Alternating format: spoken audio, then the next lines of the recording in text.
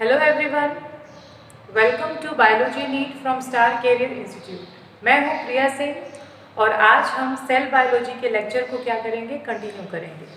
Last time हमने cell biology में overview देखा था सेल का, जिसमें हमने पढ़ा था कि सेल क्या होता है और उसके बेसिक फीचर्स क्या होते हैं। आज हम देखेंगे या डिस्कस करेंगे प्रोटोप्लाज्म के बारे में। तो सबसे पहला क्वेश्चन यही अराइज होता है कि व्हाट इज प्रोटोप्लाज्म। आप प्रोटोप्लाज्म से क्या समझते हैं? बेसिकली प्रोटोप्लाज्म अगर मैं नॉर्मल लैंग्वेज में समझाऊं तो जो स्ट्रक्चर होता है सेल का, उसमें सेल वॉल प्रेजेंट होता है, सेल मेम्ब्रेन प्रेजेंट होता है, साइटोप्लाज्म होता है, न्यूक्लियस होता है।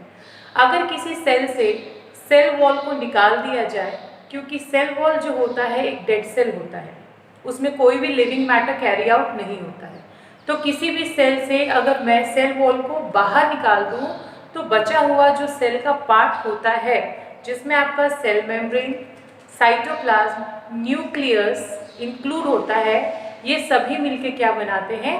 प्रोटोप्लाज्म बनाते हैं। तो जनरली प्रोटोप्लाज्म जो होता है it is very important feature of cell. कैसे है? क्योंकि जितने भी फंक्शंस हमारे सेल्स में कैरी आउट होते हैं, चाहे वो मेटाबॉलिक एक्टिविटीज़ हो, चाहे वो सेलुलर एक्टिविटीज़ हो, ये सारे किस में कैरी आउट होते हैं? हमारे सेल के अंदर। सेल जो होता है किसी भी ऑर्गेनिजम्स को इस अर्थ पे लाइफ मेंटेन करने में क्या करता है? हेल्प करता है। इसीलिए प्रोटोप्लाज्म को क्या कहा गया है? लिविंग मैटर या फिर बायोमैटर। तो सबसे पहला जो इम्पोर्टेंट पॉइंट है that is protoplasm is the essence of life. Essence का मतलब क्या होता है? कि इम्पॉर्टेंट क्वालिटी, एक इम्पॉर्टेंट फीचर। तो प्रोटोप्लाज्म जो होता है लाइफ का एक इम्पॉर्टेंट फीचर है, क्योंकि इस अर्थ पे लाइफ मेंटेन करने का मेन जो काम होता है वो प्रोटोप्लाज्म के थ्रू ही किया जाता है। So it is an important feature of life. Next जो डेफिनेशन दी गई है प्रोटोप्लाज्म के बारे में, क्या बोला गया है? It is a living matter और बायोमैटर। इसको क्या बोला गया? लिविंग मैटर या फिर बायोमैटर। लिविंग है, क्यों लिविंग है? जैसे मैंने आपको बताया, सेल्स के जितने भी इंपॉर्टेंट फंक्शंस परफॉर्म किए जाते हैं वो किसके थ्रू किए जाते हैं? हमारे सेल्स के जरिए किए जाते हैं, यानी प्रोटोप्लाज्म के जरिए किए जाते हैं। So it is a living matter और biomatter present in the form of extremely minute. Minute मतलब ये जो सेल्स होते हैं they are very microscopic. Microscopic मतलब बहुत ही छोटे साइज के होते हैं और ये विजिबल नहीं होते हैं। तो ये बहुत ही माइन्यूट होते हैं, छोटे होते हैं, but highly organise membrane bound structure. लेकिन ये ऐसे स्ट्रक्चर होते हैं जिनके चारों तरफ क्या प्रेजेंट होता है? मेम्ब्रेन प्रेजेंट होता है, और ये क्या कहलाते हैं? कलेक्टिवली क्या कहलाते हैं? सेल्स कहलाते हैं। तो बेसिकली देखा जाए तो सेल्स को ही प्रोटोप्लाज्म कहा गया है, अगर हम सेल वॉल को क्या कर दें? एक्सक्लूड कर दें, यानी निकाल दें। तो ये डेफिनेशन है मेन प्रोटोप्लाज्म का।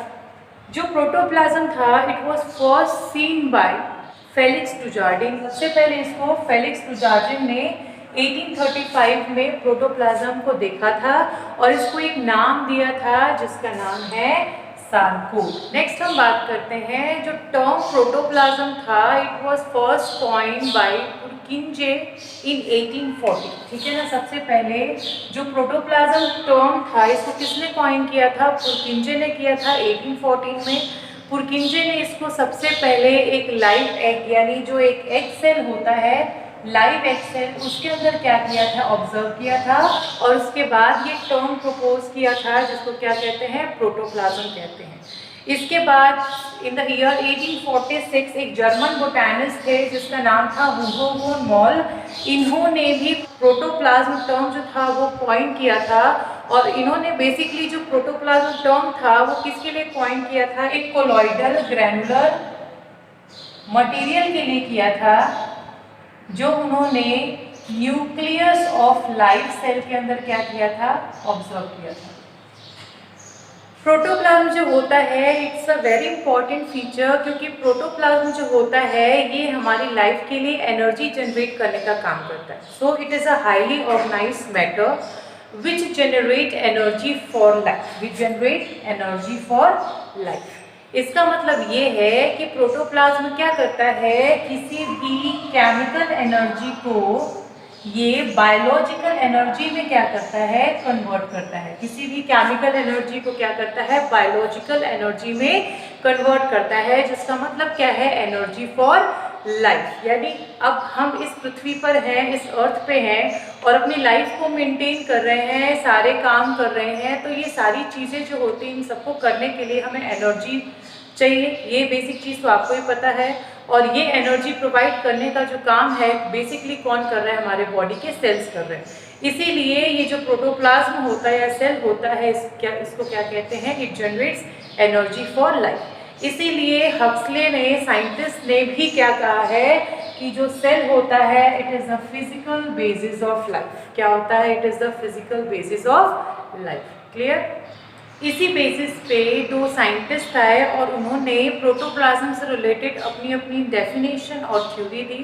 सबसे पहले बात करते हैं जर्मन बोटैनिस्ट ऑस्कर ओ हर्टविग। ऑस्कर ओ हर्टविग ने क्या कहा प्रोटोप्लाज्म के बारे में, that all living matter of which animals and plants are formed is protoplasm। जितने भी लिविंग मैटर होते हैं, चाहे प्लांट्स के हो चाहे एनिमल के हो, वो किसके बने होते हैं, प्रोटोप्लाज्म के बने होते थे। ये कहना था ऑस्कर ओ हर्टविग का। ठीक है, ये मेन स्टेटमेंट उन्होंने दिया था। इसके बाद एक और साइंटिस्ट है जिसका नाम था मैक्स शूल्स।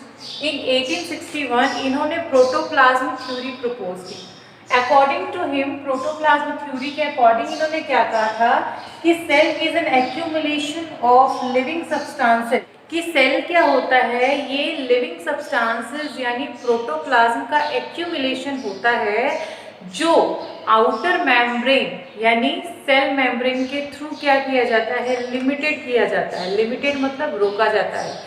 इसका मतलब ये है कि कोई भी सेल जो है it's a living matter which is surrounded by an outer membrane, जिसको क्या कहा जाता है, सेल मेम्ब्रेन। ये कहना था किसका, शूल्स का। तो ये दो स्टेटमेंट दी गई थी साइंटिस्ट के जरिए, जिसमें थे एक ऑस्कर ओ हर्टविग एंड दूसरे थे मैक्स शूल्स। तो स्टूडेंट्स, जनरली अगर मैं प्रोटोप्लाज्म की बात करूं तो प्रोटोप्लाज्म जो होता है एक इम्पॉर्टेंट पार्ट होता है सेल का, जो इस लाइफ को मेंटेन करने में हेल्प करता है। साथ ही साथ इसके बहुत सारे स्पेसिफिक फीचर्स होते हैं जो साइटोप्लाज्म में प्रेजेंट दूसरे ऑर्गेनील्स या मटेरियल के जरिए क्या किए जाते हैं, कैरी आउट किए जाते हैं। नेक्स्ट हम बात कर लेते हैं कॉम्पोजिशन की। अगर प्रोटोप्लाज्म के कॉम्पोजिशन की बात करें तो साइटोप्लाज्म, न्यूक्लियस और सेल मेम्ब्रेन के अलावा भी बहुत सारी चीज़ें प्रेजेंट होती है, जैसे कि वाटर हो गया, प्रोटीन्स हो गए, न्यूक्लिक एसिड हो गए, लिपिड्स हो गए, विटामिन्स हो गया, एंजाइम्स हो गए, एल्कलॉइड्स हो गए, इसी तरीके से ग्रोथ रेगुलेटर्स हो गए,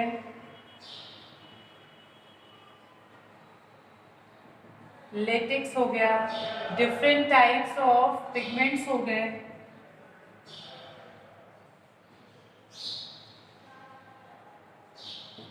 जनरली ये सारी चीज़ें जो होती है प्रोटोप्लाज्म में प्रेजेंट होती है, और ये सारी ही चीज़ें मिलके जो होती है एक लाइफ को कैरी आउट करने के लिए सफिशिएंट होती है।